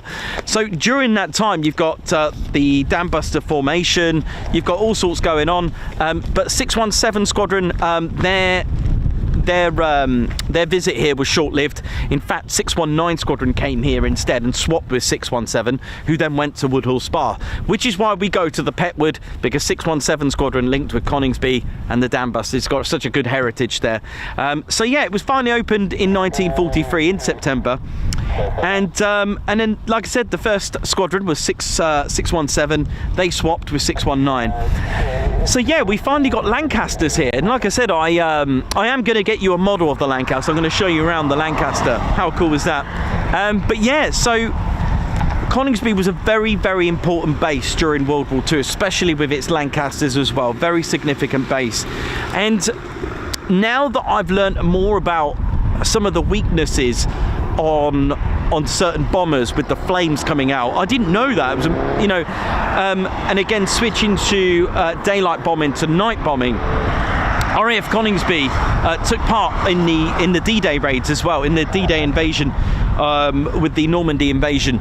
And the thing is, on D-Day, on the night for the 5th to the 6th of June 1944, 18 Lancasters of 97 Squadron took off for their mission over Normandy. So 97 Squadron came back and to Coningsby and took part in the very first raids. But 97 Squadron was amongst the first RAF casualties of D-Day, and it was Zebra Flight that took the lead, and Lancaster, flown by Wing Commander Jimmy Carter, DFC. He was in good spirits to fly the mission, because a lot of the missions and raids, regardless of where you were, when you start going into enemy territory over the land, you know, when you start going deep into Germany, Bremen, Munich, Berlin, stuff like that, cities like this, Cologne, you are going to expect a lot of flak. Now, the men here were in good spirits for this particular mission on D-Day, because it was literally across the water, right across the beach. They felt that, okay, we're not going to get too much flak, should be good. Well, the problem was, as ready as the RAF were ready to scramble here, the Luftwaffe were ready to scramble their aircraft to defend, being bombed as well. In fact, Jimmy Carter, he actually joked and said, "Thank God I'm not in OTU now." What does this mean? This basically means he's not in the operational training unit anymore. He's going to go and see some action. It was the buzz. They were finally going into battle, and the problem was this flight would actually cost him his life. They set off at 2:56 in the morning from Coningsby's runway. This was Zebra Flight of Wing Commander Jimmy Carter, DFC. And as we mentioned, across the channel, the German night fighter pilot Hauptmann Helmut Eberspacher, and he was part of SKG-10, and they were sitting on alert on this day in the morning. Now, SKG-10 originally was a Luftwaffe fast bomber and ground attack unit equipped with the Focke-Wulf 190s. They were G3s and G8s, and Eberspacher, the holder of the Iron Cross, first and second class, had been promoted to Staffel Kapitan to lead the 3rd Staffel on the first group in May. Now SKG-10, they flew hit and run fighter bomber missions with their F-190s over southern England by day and by night as well, so they weren't just a night fighter, but due to the lack of regular night fighters in France and in view of increasing number of night bombing missions being flown by the Royal Air Force against the French targets, and that was from April 44, the missions of the 190s and SKG-10s, they were employed on what's called the Wilder Sauer, which stands for Wild Boar, and they free-ranging night fighter missions against the British bombers on brighter moonlit days as well, moonlit nights, and it was for the purpose that Eberspacher and some of his pilots were sitting on alert at Avro. If you've ever seen QRA sort of style configurations, shall I call it, in the forests, it's quite interesting to see their method of hiding their 190s and camouflaging them in the forests. It's actually quite interesting to see how they did that. They'll make a little taxiway through the forest and then they'll come out. So they were ready for their attacks on them as well. Now Carter and his crew had dropped their bombs. See, they did actually were successful in their targets. They turned for home, but they were found by Eberspacher in his F-190 shortly after 0500. The bomber crew probably never saw the F-190s and never knew what hit them. Now, we talked about night bombing missions, the switch, but the problem is not only do you have to check out the weather if you are in the Royal Air Force making your bomber. I suppose it works both ways. I suppose the Luftwaffe would have thought about the moon. The moon is a very important, it's almost like a torch to shine you out. You see, the moon could be your friend and your enemy in combat, and the thing is, the moon played a very important negative part for Carter and his men. Now Eberspacher spotted several Lancasters silhouetted against the moonlit clouds below him. He dived down on Carter's Zebra flight and attacked the Lancaster's blind spot underneath, and avoiding engaging the bomber from any other angle out of healthy respect for the RAF gunners. At 5:04, transmission from Carter on the force radio frequency acknowledging a message from Master Bomber was suddenly cut short. Cannon shells and machine gun fire from the 190 ripped into the underside of the Lancaster, causing immediate catastrophic damage, probably wounding and killing some on board and setting the bomber on fire. Now it's almost impossible to imagine the adrenaline pumping, but ladies and teddy bears, there was some crew that just saw a glow, and it was that glow that the men in the Lancaster knew that something terribly had gone wrong. They didn't even get to fire back. In fact, they lost 4 Lancasters, and RAF Coningsby became the very first casualties of the Royal Air Force during D-Day, and it's something that that needs to part in in World War II. Now, one of the other pilots in Eberspacher's flight also claimed other heavy bombers as well, and they landed back at Avro, so they managed to total 4 victories on that day. More tragedy here as well at Coningsby, indirectly due to the fact that Wing Commander Guy Gibson was given a mission to take part in using the Mosquito for 5 sorry, just checking, just seeing where they are. Yeah, Wing Commander Guy Gibson took a Mosquito KB 267 for a raid over Germany. Now, I had a look into this raid, and Gibson took part on this mission on the 19th of September 1944, and sadly this mission didn't actually go too well in its own right, but he was shot down over Netherlands in Steenbergen at around 22:30. Now, Gibson flew 171 operational missions, shot down 4 enemy aircraft during his time as a night fighter with 29 Squadron, and he was only 26 when he died. Many men have come and gone through Coningsby, many brave men, and many made it back as well. So we can't forget those that made it back, and then we cannot forget those that didn't either. So Coningsby started to evolve into a Mosquito base as well. Squadrons Mosquito squadrons made Coningsby its home from 1946. 109 Squadron and also 139 Squadron as well. The famous Mosquito, de Havilland Mosquito, But in 1950, though, 4 years later, another switch of aircraft saw the Boeing Washington. What is a Boeing Washington? Again, the Royal Air Force used to call their aircraft of the US inventory, the US Air Force inventory, something else. So, for example, the Boeing Fortress was a B-7, which was awesome. And then later on, we get to see more aircraft as well, which changed Coningsby into a very different role. So the Canberra was soon to be replaced, and it was actually a chance for a very new aircraft to arrive, changing RAF Coningsby's role. And it was until 1967 and 68 that the very first Phantoms arrived here, replacing the Canberra. And it was number 6 Squadron that arrived here first, the Flying Tin Openers, as they were nicknamed, due to the fact when they were flying the Hurricanes, they attacked so many tanks. They were nicknamed the Flying Tin Openers. Right, Coningsby approach identified. Yeah, so I'll keep it sweet and neat. We also had Jaguars, we also had Tornadoes, and it wasn't until 2005 when Coningsby received their very first jet, their very first Typhoons. Speaking of Typhoons, they're on their way now.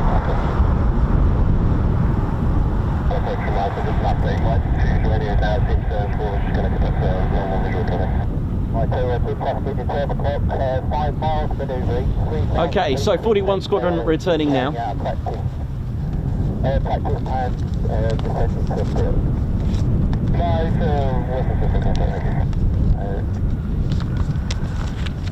So yeah, although 17 Squadron received the Typhoon in 2003 to become the very first ever squadron to receive the Typhoon, it wasn't until the 19th of May 2005 that the squadron officially reformed at RAF Coningsby. 29 Squadron arrived that year, followed by 3 fighter and 11 fighter squadrons. And a few years later, 41 Squadron was also reformed. They were a reserve and becoming a test and evaluation unit.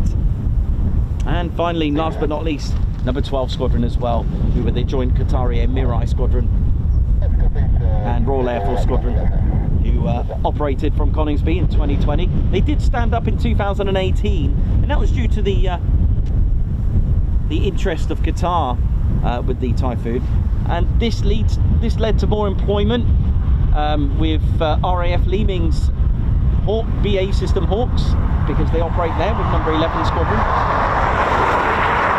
Right, so we do have our arrivals of our Typhoons that took off this morning.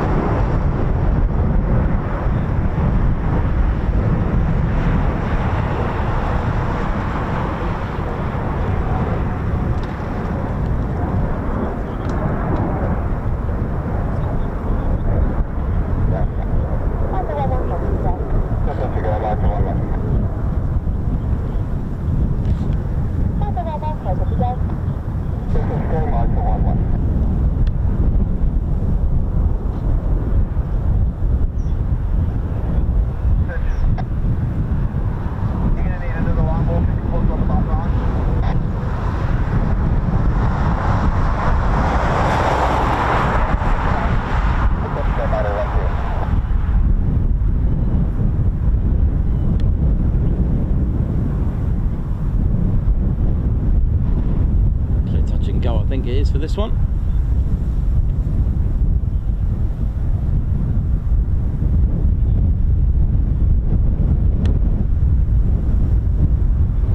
Or is it the other one? No, it might be the other one. Oh, no, it is this one. Cool.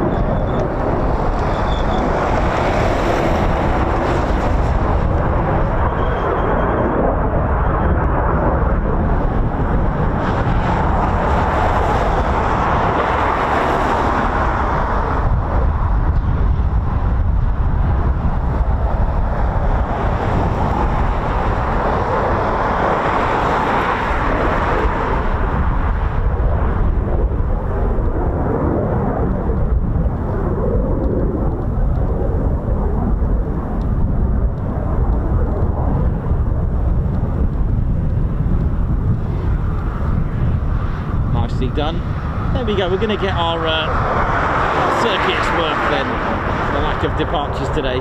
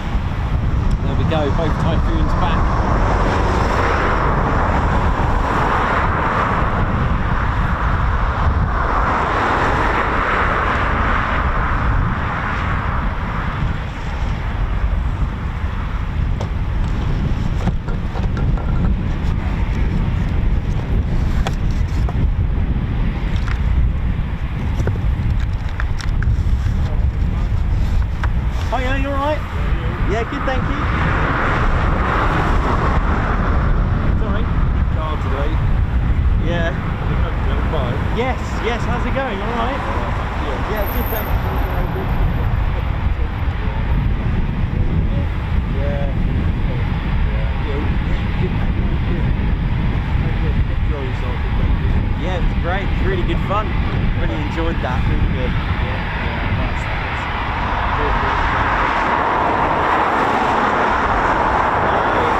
It worked out in the end. Yeah, I was lucky.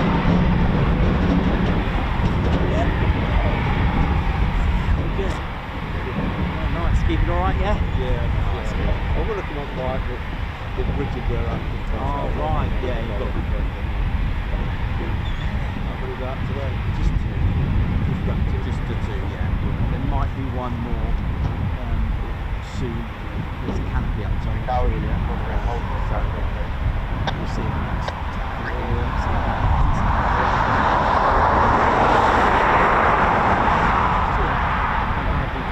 Yeah, mate, yeah, Thanks. yeah. You've got to keep warm in this weather. Yeah, mate, yeah. I'm surprised burger van's back here today. Alright.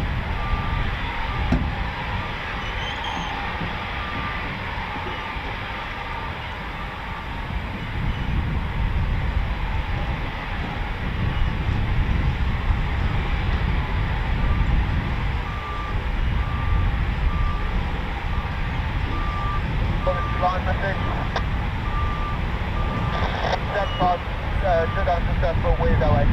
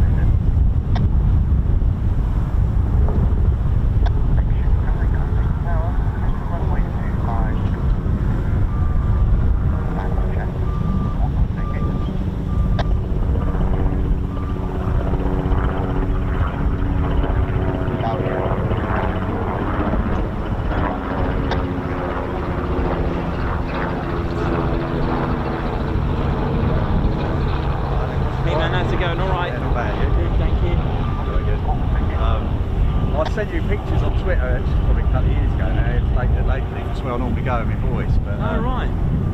You had Ted camera. Oh, no. Oh, nice. That's when you used to go down the other end. Yeah. Oh, nice one. Yeah, I'll just come here with me.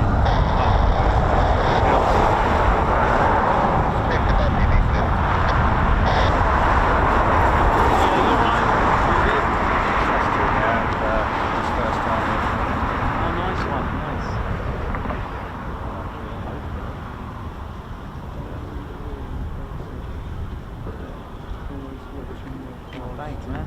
Thank you. Yeah, my eldest boy as well, Samuel, I play.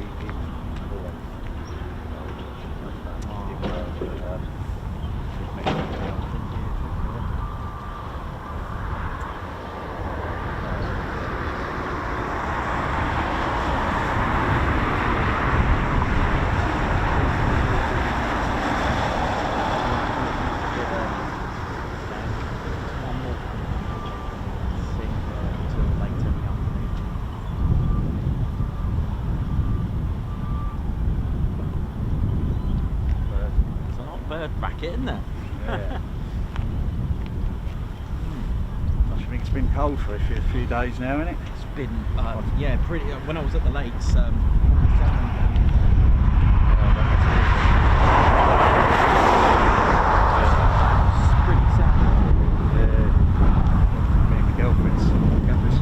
we slept in that last week at on the north coast. Oh, nice.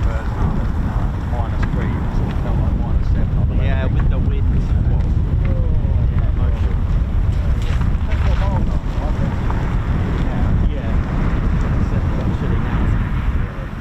All right, let you get back on anyway. Oh, thanks, man. Thank you. Right, enjoy your day.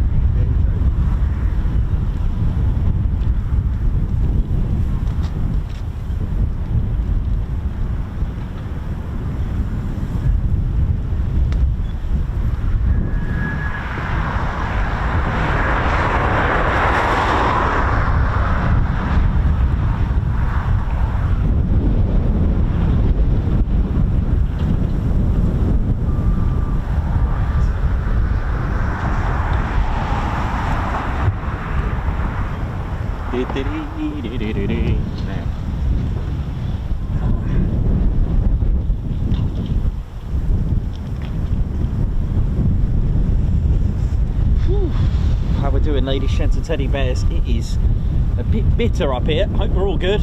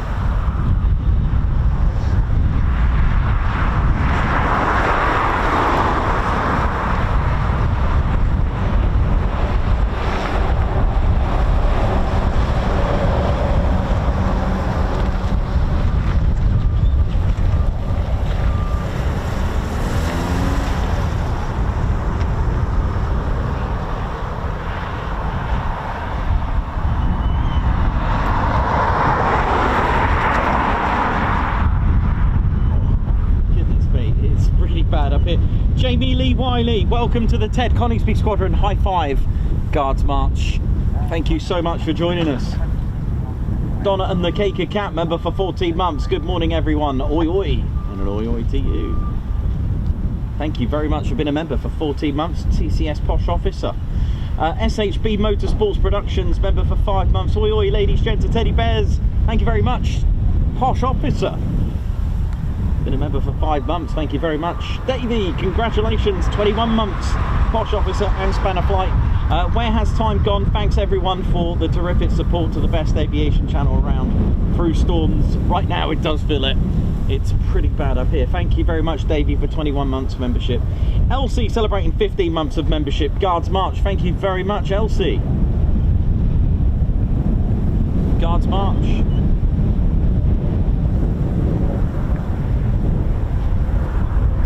Wee Stevie Boy, thank you very much for the super chat. Guards March, thank you very much. Thank you so much for that. Thank you. New Rail Basher, member for 16 months. Another awesome month. Thank you very much, Guards March. Thank you so much, TCS Posh Officer. Also, high five, and also high five for gifting a Ted Coningsby membership. That's New Rail Basher, Guards March.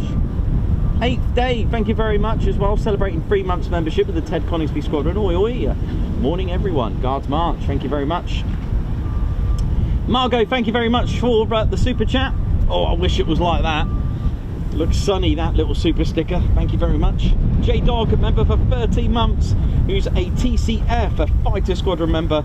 Unlucky for some, but but lucky for me, 13. Nice one, J-Dog. Being part of our TCS fighter squadron as well, thank you very much. Guards March to you. Babsar, high five, thank you for gifting a Ted Coningsby membership. Guards March. Matt Foster, congratulations, 24 months membership, that's 2 years membership, and you know what that means, you get a green badge next to your name on our chats and comments on YouTube, nice one. Morning all. Nice to be back on the streams with a snazzy green badge. Guards March, thank you very much for your service, and TCS Bosch Officer, thank you. Andrew Stevens, member for 22 months. Oi oi, good morning Nikos, Ted, Mods, and all the TCS member. Another milestone achieved our year. Thank you very much for 22 months membership, Guards March. Black Hawk NZ, thank you very much for the super chat, Guards March.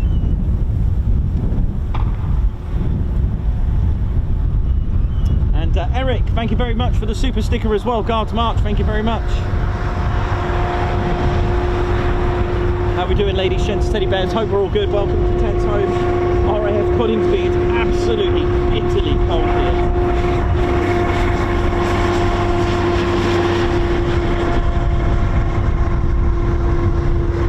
Righty Blocks, Alex Raven, Babsar, Hank Verhule, how you doing, Andrew C, Roger Payne, Davey, Margot Baxter, Gucci Man, Alex Black Cat, Susan Kelly, how's it all going? Oi oi to everyone. Righty, hope you're good. Steve Rowe,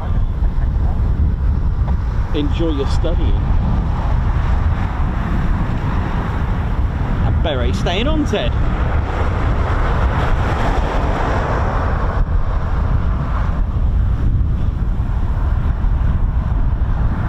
Oh, he's off. Right, so we've had very interesting movements today. So we've had Typhoons not starting the show. We had Red Arrows, practice diversion. We had 2 low approaches.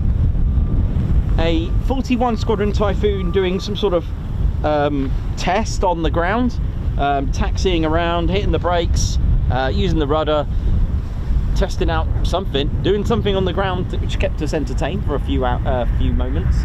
Nearly said hours. It wasn't an hour, it was about half an hour, I think. And of course we had 2 41 Squadron Typhoons depart, and they've already come back.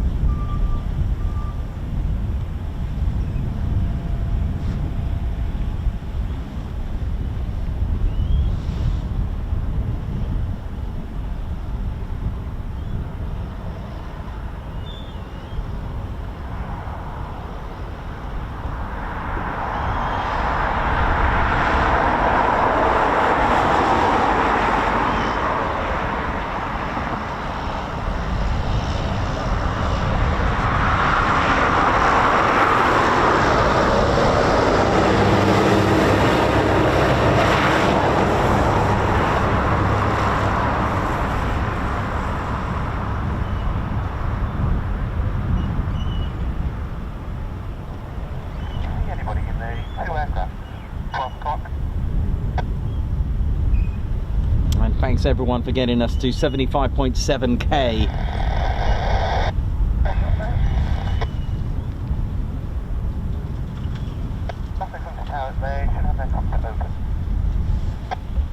Alright, just gonna have a look, see what's going on, because I think this could be it for a couple of hours now.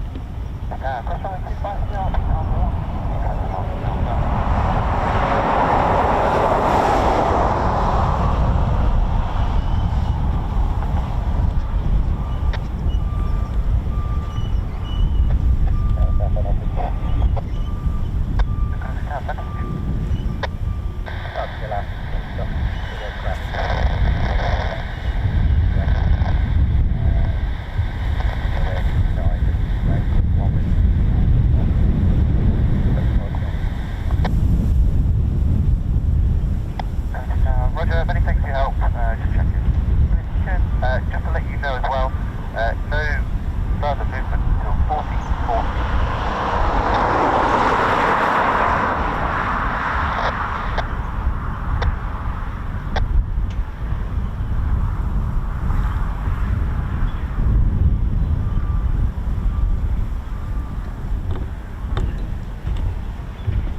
Okay, right, luckily I heard that. No more movements till another 3 hours. Right, I did say it was going to be a very, very quiet day.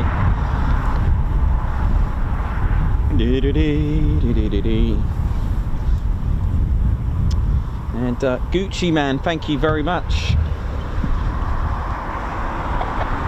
Gucci Man, thank you so much for 20 months membership, man. Oh, sorry. Do you know what? I thought it was good. My absolute apologies. I thought that was Gucci Man then. Sorry, Jake. Sorry, it looked like Gucci Man's icon. Sorry about that. Jake with the carrots, who I met the other day. Amazing dedication to providing us with such a fantastic channel. Pleasure to be on board. Jake, please accept my apologies there. Jake with the carrots, Guards March. Thank you very much for 20 months membership. Oh yeah. And Darren Pierce, high five, thank you for gifting a Ted Coningsby membership. Guards March, thank you so much. Thank you very much for doing that. Thank you very much there. Now,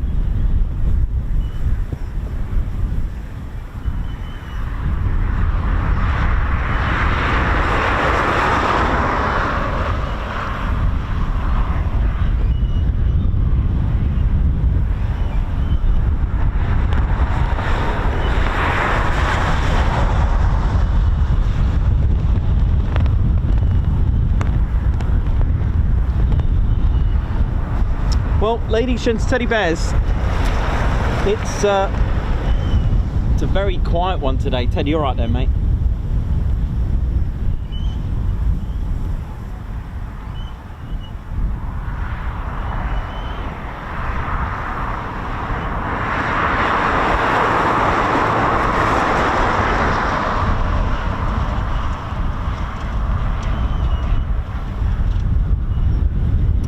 Yeah, sadly, I've just heard there's no further movements for a good 3 hours, and that's, well, we will call it. We may have to. I did say it was going to be a very quiet day today.